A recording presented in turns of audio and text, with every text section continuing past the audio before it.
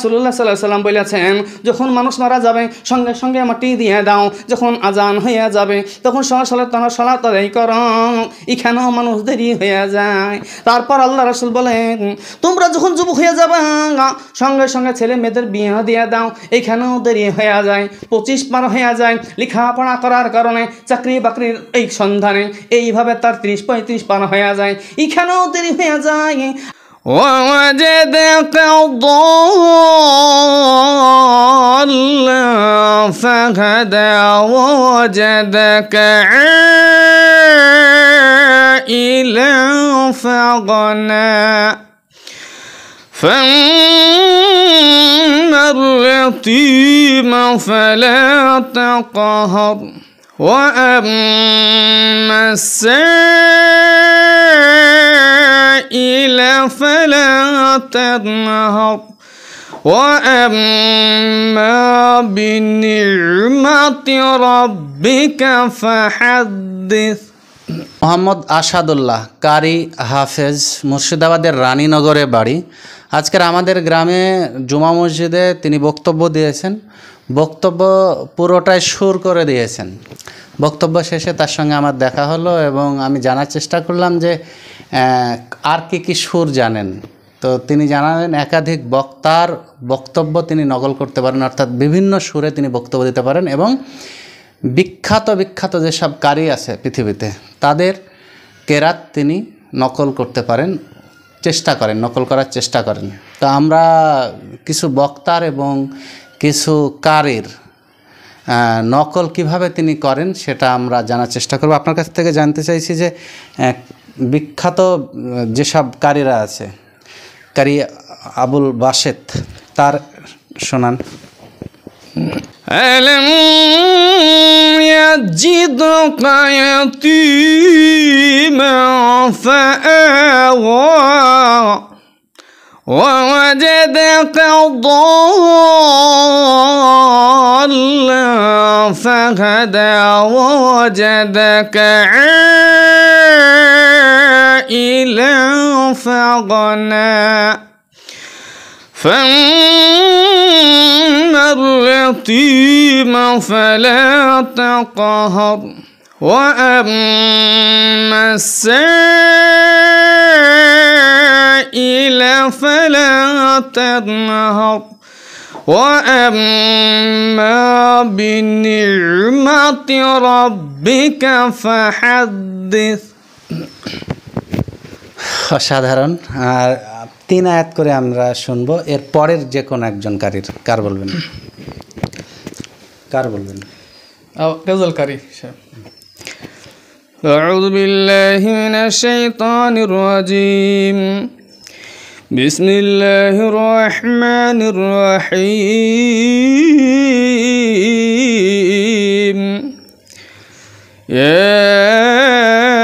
ياسين والقرآن الحكيم إنك لمن المرسلين। বক্তব্য মানে বিভিন্ন জনের আপনি বক্তব্য যেভাবে নকল করেন, তো মাওলানা দেলোয়ার হোসেন সাঈদীর বক্তব্য যদি একটু শোনাতেন। মাওলানা দেলোয়ার হোসেন সাঈদী।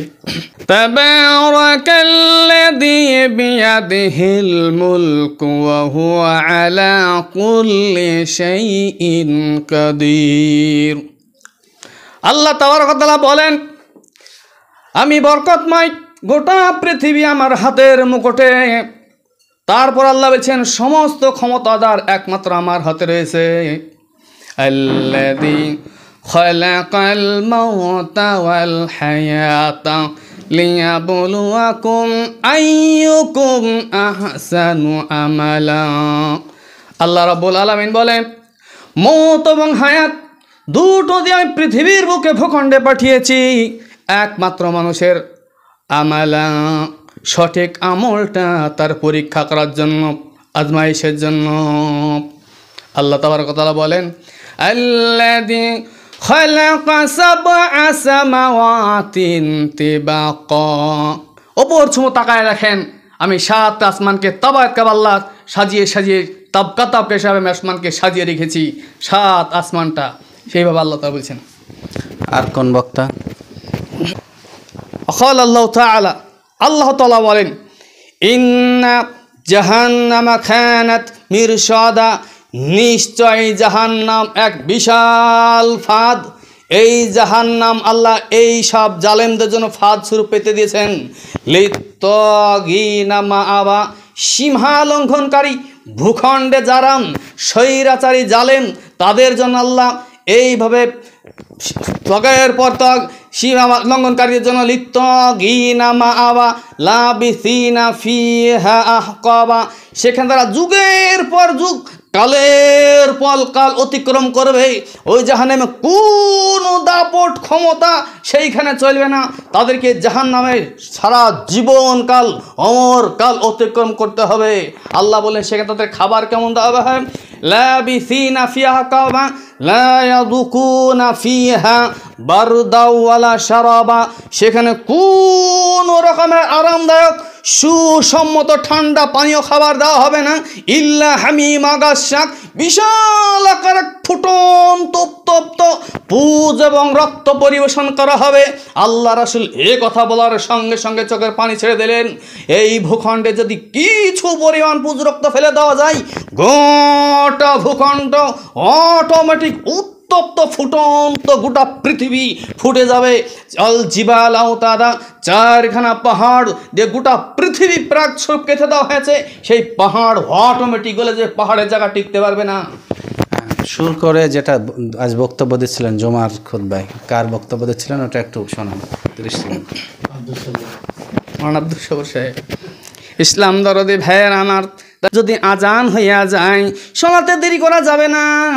এই জায়গাও মানুষ দেরি করে ফেলায়। যদি মানুষ মারা যায় সেইখানেও দেরি করা যাবে না। মানুষ যদি মারা যায় সন্ধ্যা 5টায় মারা যায়, আবার 5টা হইয়া যায়। ইসলাম দরদি ভাই আমার, তাহলে বোঝা গেল যদি মানুষ মারা যায় এইভাবে যখন ইমাম সাহেবকে ঘোষণা দেওয়া হইল কয়টার সময় মাটি হবে, বলল 12টার পরে হবে।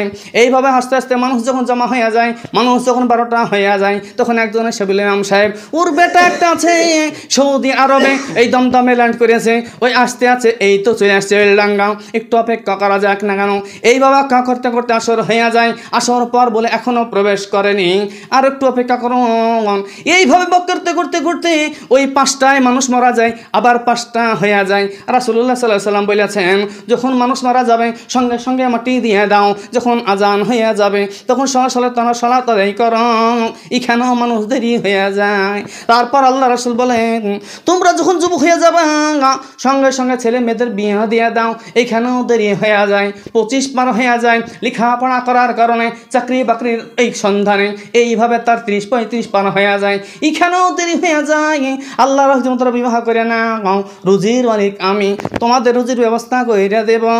যদি তোমরা এইভাবে দুনিয়ায় পাপ কাজ শুরু করে দাও, পাপের কারণে তোমরা ধ্বংস হয়ে যাবা, এই পাপের কারণে তোমরা পাপিষ্ট হয়ে যাবা, জান্নাত তোমাদের জন্য হারাম হয়ে যাবে, জাহান্নাম তোমাদের দাখিল হবে।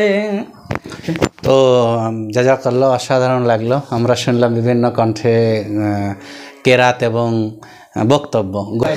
বলছিলাম আপনার পড়াশোনা কোন ক্লাস পর্যন্ত পড়েছেন আপনি? আমি আলিয়া মাদ্রাসায় কামেল পাস করেছি, আর খারিজি মাদ্রাসায় আলেম মাওলানা। সাবজেক্ট কী ছিল কামিলে? আমার কামেলের থিওলজি অনার্স ছিল। থিওলজি অনার্স ছিল।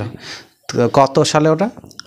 2014 সালে আমি কামেল কমপ্লিট করেছি। তারপরে সরকারি চাকরির চেষ্টা করেননি? না, আস্তে আস্তে যখন দেখলাম যে 2014 পর আমাদের মুখ্যমন্ত্রী আসার পর চাকরির এই শেষে আর হয় না, কোর্ট কাছারি ব্যস্ত, তারপর দিকের লাইন ছেড়ে দিয়ে আমি এখন মাদ্রাসা মসজিদ এইসব রোজের সন্ধানে বের হয়েছে আর কি। ইসলামিক থিওলজিতে পর পড়াশোনা করার পর ইচ্ছা ছিল চাকরি করবো, কিন্তু সরকার তো নিয়োগই দিচ্ছে না। মাদ্রাসাগুলিতে সত্যি দীর্ঘদিন নিয়োগ নেই। পড়াশোনা করেছিলাম, খরচা করেছিলাম। ওকে, আর তারপরে আলিম মানে খারেজি মাদ্রাসা থেকে আলিম পাস করেছি? খারেজি মাদ্রাসা থেকে আলিম মাওলানা পাস করেছি। আপনি হাফেজ তাই শুনলাম, হাফেজটা কোথা থেকে পাস করেছেন? হাফেজ করেছি আপনার হাসননগর থেকে। হাসননগর থেকে। আপনি কেরাতও করেছেন, কারিও? জি। একাধিক প্রতিভার। ডাঙ্গাপাড়ায় কারি বাস করেছি ইনশাল্লাহ। একাধিক প্রতিভার অধিকারী মানে মোহাম্মদ আসাদুল্লাহ ভাইয়ের সঙ্গে আজকে দেখা হয়ে আমিও খুব খুশি হলাম। আসাদুল্লাহ ভাই, আপনার পরিচয়টা একটু সংক্ষেপে দেবেন, যে আপনার বাড়ি কোথায়, কেউ যদি আপনার সঙ্গে যোগাযোগ করতে চায় তাহলে আপনার বাড়ি কোথায়, গ্রাম কোথায়, পোস্ট কোথায়? আমার অ্যাকচুয়ালি বাড়ি মুর্শিদাবাদ, রানীনগর থানা, নজরানা গ্রাম, পোস্ট বাবুলতালি। রানীনগর আমাদের মেন জায়গা, রানীনগর থানায়, আর গ্রামটার নাম নজরানা। এখন কি করছেন? এখন মাদ্রাসায় শিক্ষকতা করছি। কি মাদ্রাসার নাম? রানীনগর সীতানগর মাদ্রাসা।